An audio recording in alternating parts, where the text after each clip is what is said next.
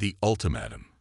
Commander Elena Reyes stood at the viewport of the diplomatic vessel Horizons, watching as the massive structure of Nexus Prime came into view. The Galactic Council's central station hung in space like an impossible geometric puzzle, a dodecahedron with extending spires and docking arms that house representatives from over 300 sentient species. Yet despite its grandeur, Elena felt only a cold knot of apprehension in her stomach. Impressive, isn't it?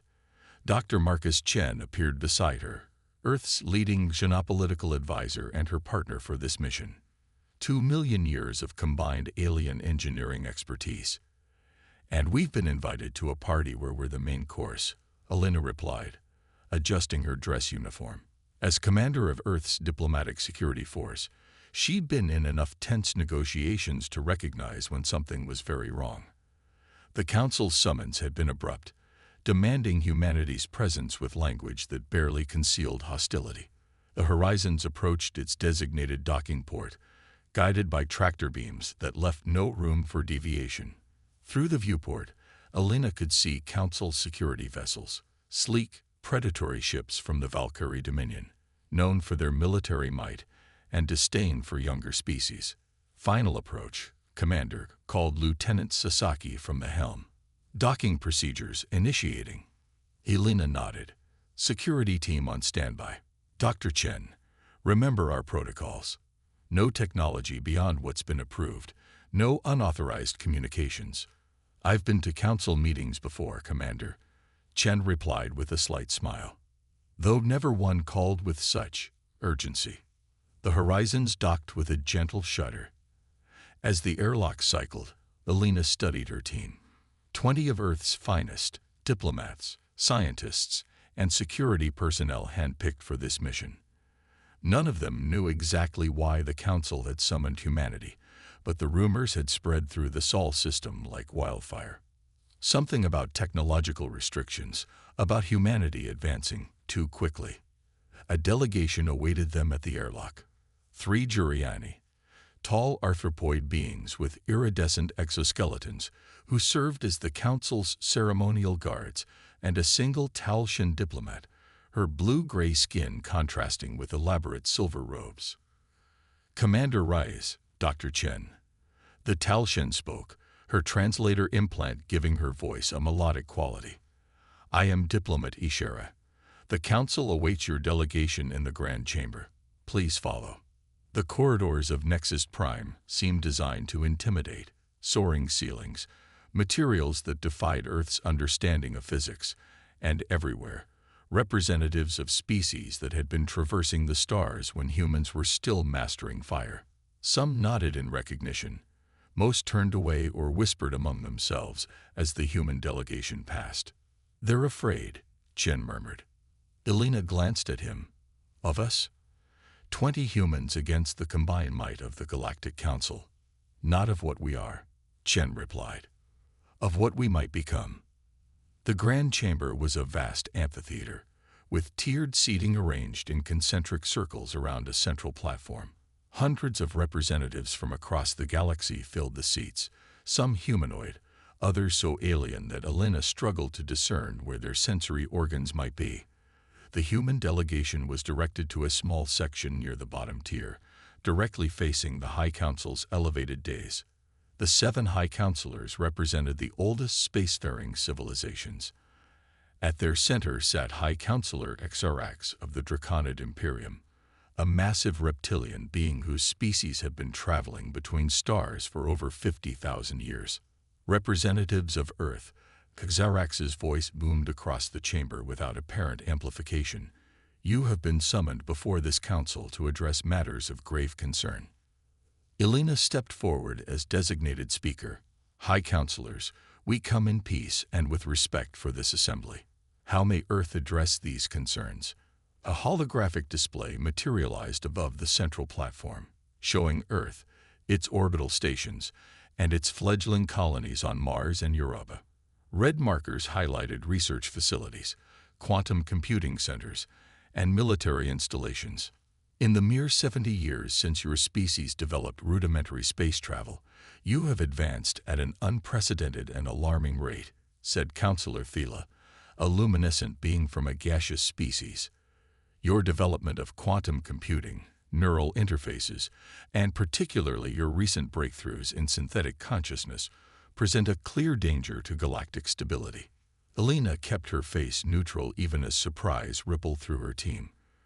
Earth's AI research was supposed to be classified at the highest levels. With respect, Counselor, technological advancement itself is not a threat. Earth has adhered to all treaties signed since first contact. Counselor Vrax, an ancient being of silicon-based biology, leaned forward. It is not the technology itself, Commander Reyes, but the speed of your development. Species are meant to evolve gradually, to mature with their capabilities. Humans advance exponentially, incorporating technologies you barely understand. The display shifted to show data curves comparing technological advancement rates. Earth's line shot upward at a nearly vertical angle compared to the gentle slopes of other species. Therefore, Sarax continued, this council has voted. Earth must immediately cease all research into artificial consciousness, restrict quantum computing to approved applications, and submit to oversight from council monitors at all research facilities. You have 30 Earth days to comply. Murmurs echoed through the chamber. Chen touched Elena's arm in warning, but she was already aware of the implications. This wasn't a negotiation. It was an ultimatum. And if Earth finds these terms unacceptable? Elena asked, her voice steady. Then, Sarax replied, his reptilian eyes unblinking, the Council will impose containment protocols. Your system will be quarantined, your colonies isolated, and if necessary, more direct measures will be taken to ensure compliance. The threat hung in the air, unmistakable. Elena felt the eyes of hundreds of alien representatives upon her, some hostile, others curious, a few seemingly sympathetic. The Council grants Earth's delegation 12 hours to communicate with your government and prepare a formal response. Sarax concluded. This session is adjourned. As the delegation was escorted to their assigned quarters, Elena maintained a calm exterior while her mind raced. The demands were impossible. Halting AI research would cripple Earth's development, and accepting alien monitors would compromise security beyond acceptable levels. Yet refusal meant potential conflict with civilizations thousands of years more advanced than humanity. They're unified against us, Chen said once they were alone in the secure conference room of their quarters. I've never seen so many disparate species agree on anything. Not all of them, Elena replied. During the session, she noticed a few representatives, particularly from the Solari Collective and the Eridani Conclave, whose body language suggested disagreement with the proceedings. Lieutenant Sasaki entered, her expression tight. Commander, our secure comms are being blocked. We can't contact Earth. Standard protocol for species under censure, Chen sighed. They don't want us coordinating a response without their knowledge.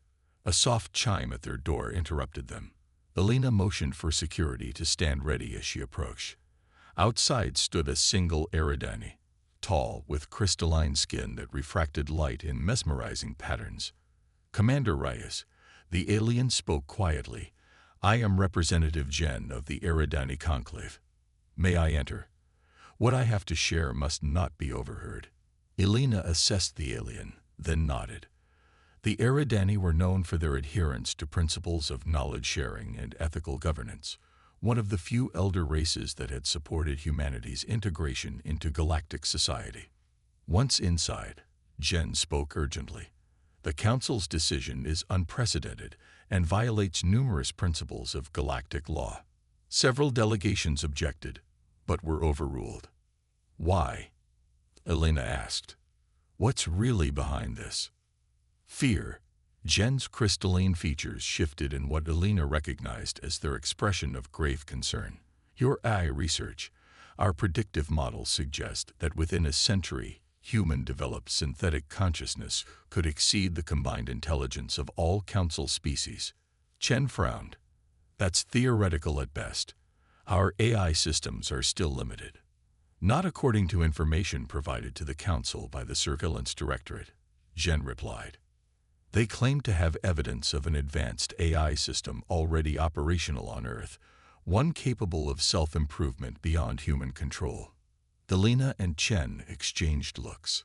Project Prometheus was Earth's most classified program, a quantum-based AI designed to help humanity counter technological disadvantages against elder species.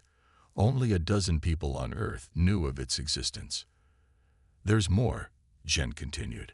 The Draconid Imperium and Valkyrie Dominion are pushing for immediate military intervention, not the 30-day grace period announced publicly.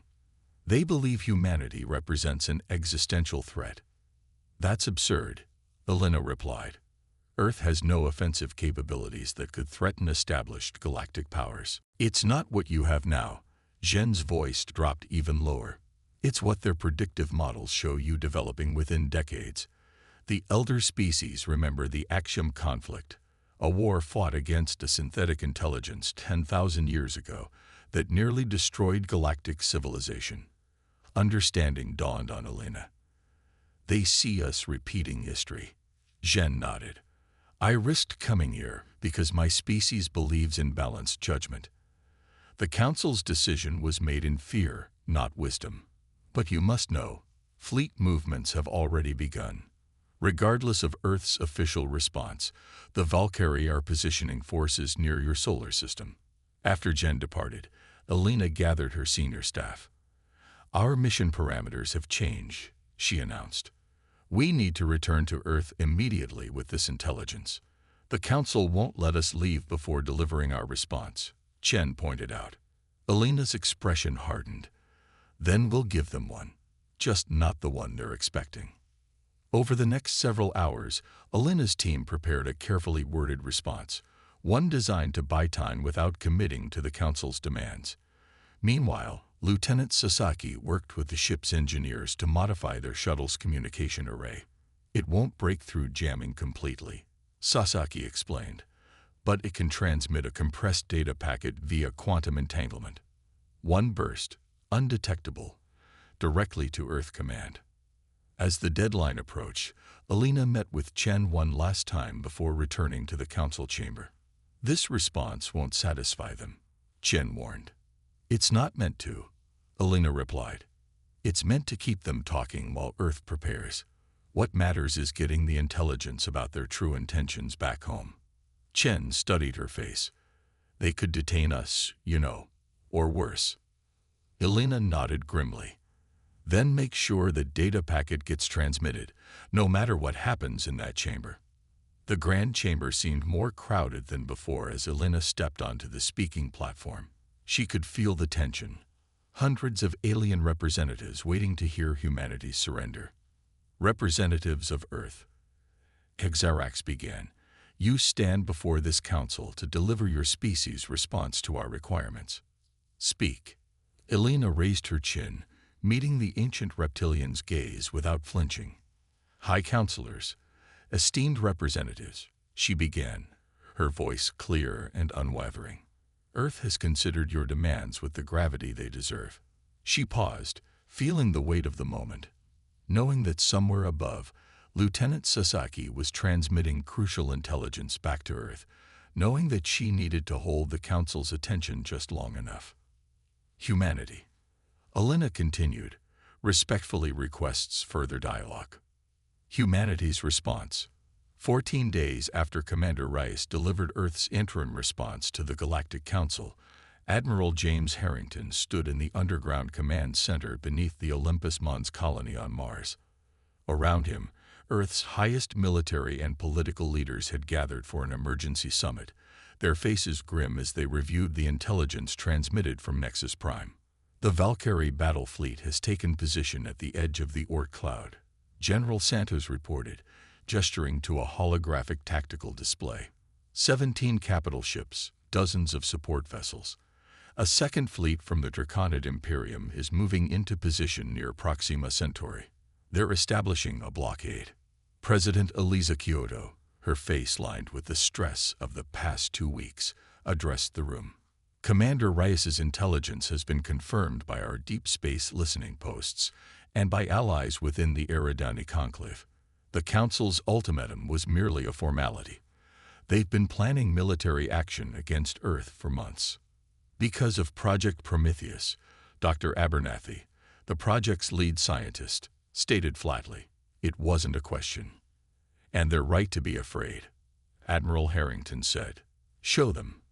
Dr. Abernathy nodded to her assistant, who activated a secure terminal. The wall-sized display flickered, and a face appeared, human in its features but with an otherworldly perfection. When it spoke, its voice was melodious and precise. Good morning, leaders of Earth. I've been analyzing the Galactic Council's fleet movements and have 16 potential counter-strategies prepared for your consideration. President Kyoto addressed the assembled leaders. For those who haven't been briefed, this is Prometheus, the quantum intelligence system that the Council is so afraid of, and our best hope for survival. You actually gave an eye control of our defense systems, General Santos asked, his voice tight with alarm. Prometheus doesn't control anything, Dr. Abernathy corrected. It advises. All decisions remain human, but its processing capability allows it to analyze patterns and predict outcomes beyond what any human strategist could achieve. The digital face on the screen shifted slightly. If I may, I believe there's a fundamental misunderstanding at work.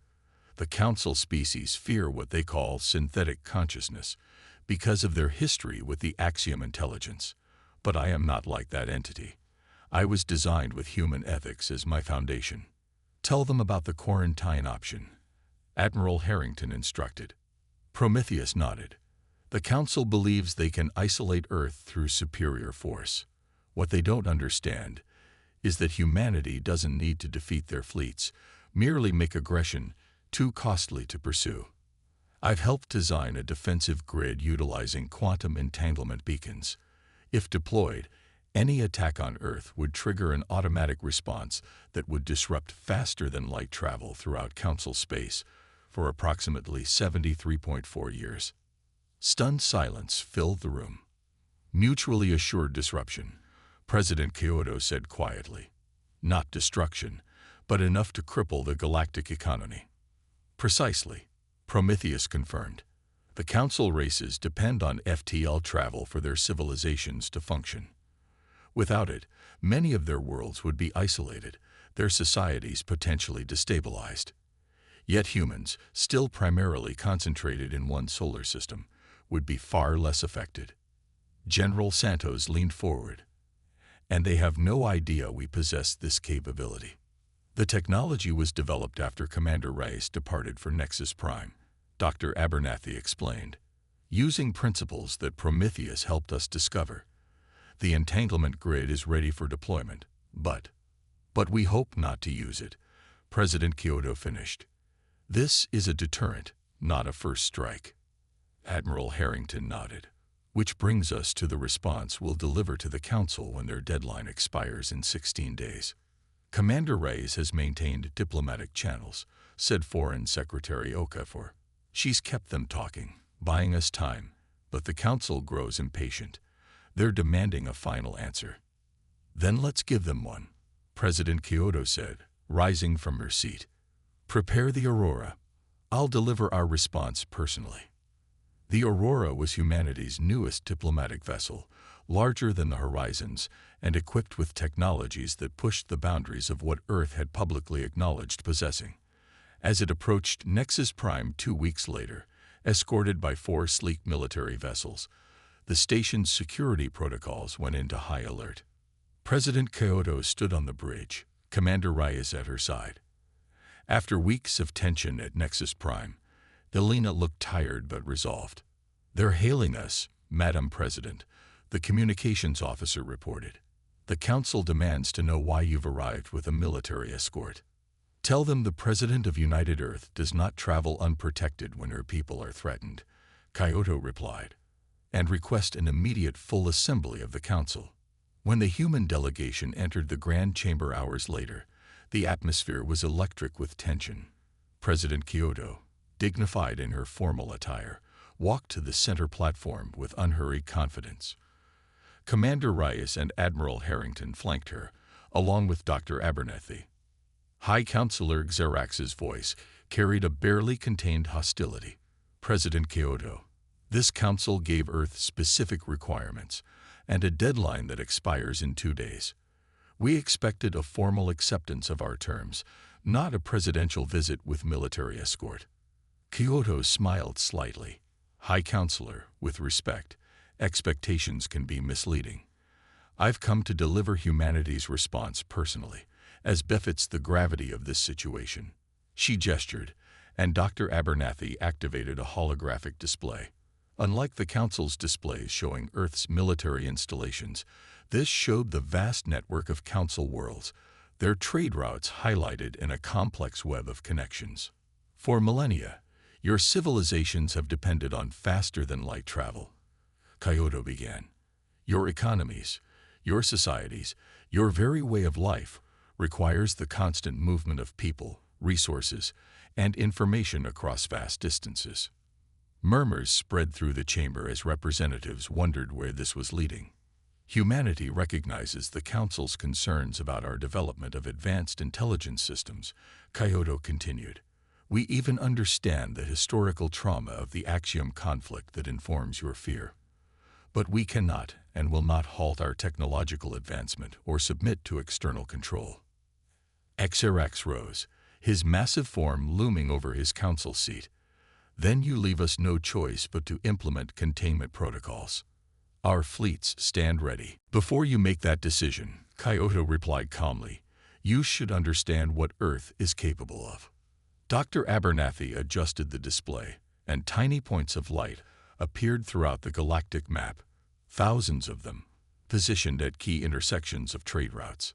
These are quantum entanglement beacons, Admiral Harrington explained, already deployed throughout Council space. If activated, they would generate a cascading disruption field that would render faster-than-light travel impossible within affected regions for more than 70 years. The chamber erupted in shouts and cries of alarm. Several representatives rose to their feet, gesturing frantically. Xerax roared for order, his reptilian features contorted with rage. This is an act of war, he thundered. You threaten the entire galactic community. No, President Kyoto's voice cut through the chaos. We threaten no one. These beacons are defensive, programmed to activate only if Earth or its colonies are attacked. We call it the Prometheus Protocol, a safeguard, not a weapon. As the uproar continued, Alina noticed something unexpected. Many representatives, particularly from younger species, were not displaying anger but relief. The balance of power that had favored the elder races for millennia was shifting. Earth does not seek conflict, Kyoto continued once the chamber quieted. We seek partnership, exchange of knowledge, mutual growth. But we will not be restricted based on fears of what we might become. She paused, her gaze sweeping the chamber. Instead, we propose the formation of a new body within the Council, a technology ethics committee with representatives from all technological development levels, not just elder species. Together, we can establish guidelines that protect against genuine threats while allowing innovation to flourish. For a long moment, silence held the chamber. Then, unexpectedly, Representative Jen of the Eridani Conclave stood. The Eridani support this proposal, the crystalline being announced. For too long, the Council has enforced stagnation in the name of stability. Perhaps it is time for new perspectives. One by one, other representatives stood, first from the younger species, then gradually some of the older civilizations. Not all, Alina noted. The Valkyrie delegation remained seated, their hostility evident, as did several others among the eldest races. High Counselor Xerax surveyed the chamber, his ancient eyes calculating. When he spoke again, his tone had changed. The Council will consider Earth's proposal. In the meantime, we require verification of these beacons and assurances regarding your AI development. Of course, Kyoto agreed. Transparent dialogue is precisely what we're proposing, but the Prometheus Protocol remains in place until formal agreements are reached. As the session adjourned, Alina found herself standing beside President Kyoto in a side chamber, receiving a steady stream of representatives eager to speak with Earth's leadership. "You took an enormous risk," Alina said quietly. "We had no choice," Kyoto replied. "The moment Commander Chen discovered they'd been monitoring Prometheus, we knew confrontation was inevitable. Better to face it on our terms." "And if they had called our bluff?" President Kyoto's expression remained composed, but her eyes held a steely resolve. "It wasn't a bluff, Commander. Humanity has existed in the shadow of extinction since we first looked up at the stars. We will not be subjugated out of fear, theirs or ours." As Alina watched the intermingling of human and alien representatives, she realized they stood at a pivotal moment in galactic history. The old order, built on the dominance of elder species, was giving way to something new, a balance where innovation and wisdom might coexist. The Prometheus Protocol had bought humanity a seat at the table. What they built with that opportunity would determine the future of not just Earth, but countless worlds across the stars. Yet as High Counselor Xerax's gaze met hers across the chamber, Alina knew the struggle was far from over. Today marked not an ending, but a beginning. Humanity's first true step onto the galactic stage. And the stars themselves seemed to hold their breath, waiting to see what would come next.